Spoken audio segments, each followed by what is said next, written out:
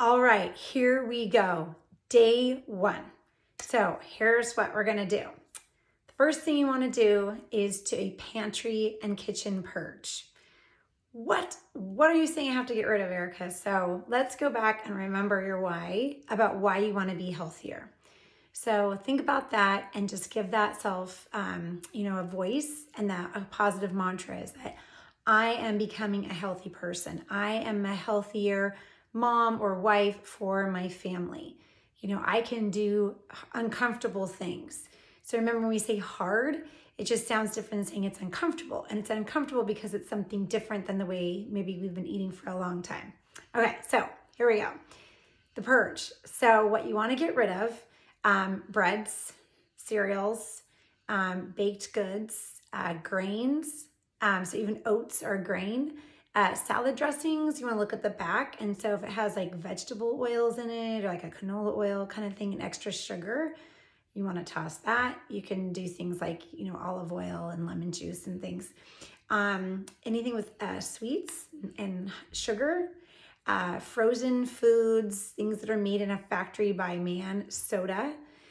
So the reason you want to get rid of these things is because when those cravings kick back in, and remember, we've got this 2 million-year-old brain that wants to go back to being comfortable and feeling, quote, safe, that it just becomes too hard when those things are right there.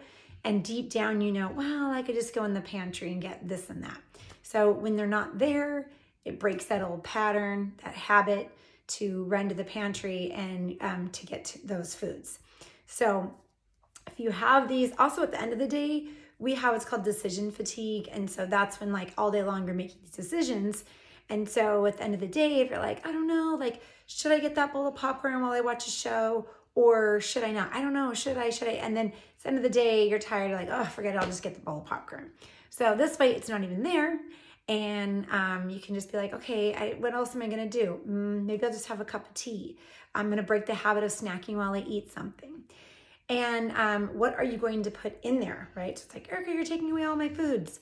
Remember, I'm not taking them away. We're just setting up your environment so that you have positive choices for foods that you can eat.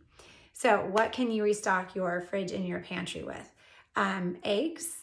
Look for eggs that are free range, veggies, fruit. Try to get the low glycemic fruit like berries, nuts, and meat. And again, with that, you want to look for free range meat, grass-fed meat, those kind of things.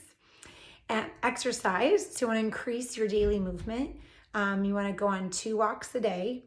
Ideally, in the morning is a nice time as the sun rises coming up. You can take your dog with you and just get that morning light to help wake up your body. And then once at night, and a bonus if it can be at sunset. I know it's kind of hard with the time change, but then that gets like that glow out, and it will help you with your sleep. So get in some movement. It could be in the middle of your day too. Like if you're at work and you have a lunch break, you can go on a quick walk and then come back and eat your lunch.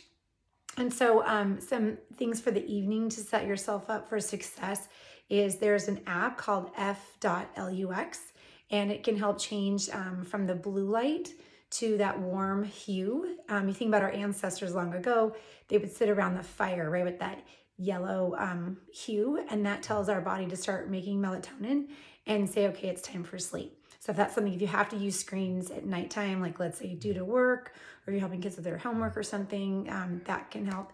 And then, looking at things like stopping social media by a certain time, and kind of give yourself that curfew. Reading a fiction book before you go to sleep. You can drink some tea, like I said, just make sure it's not caffeinated. And then for your kitchen, you want to set yourself up for success. So have a nice tidy fridge. Leave space in your freezer for starting to cook some healthy meals that you can use throughout the week. Getting some really good cookware, some cookbooks. You have recipes. Just look for ones that don't have like sugary sweets or a lot of like putting back the grains.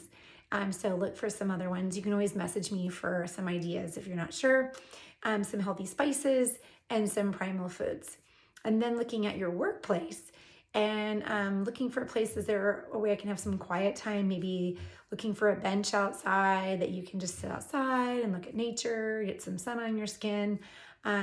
place maybe for a mini workout. So maybe you see like, oh, there's a park right next door. I never even noticed that. Maybe I could do some quick pull-ups, or I can, do a push-up, sit-up, whatever it is. Look for room in your fridge at work. Do you even have a fridge at work?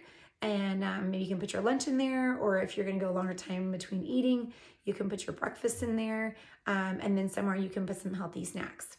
So this is day one. Got to set yourself up for success, remembering that what your why is, and also looking at, kind of planning the night before and looking for the morning about what can I do to set my morning up to start in a calm space.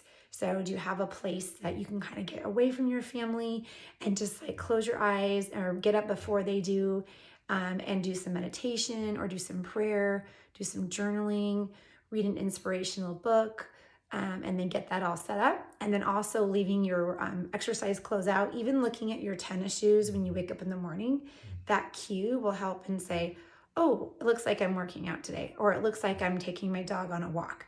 And that'll just be that positive cue. All right, so you can do this. You can do uncomfortable things. And let me know if you have any questions. Okay.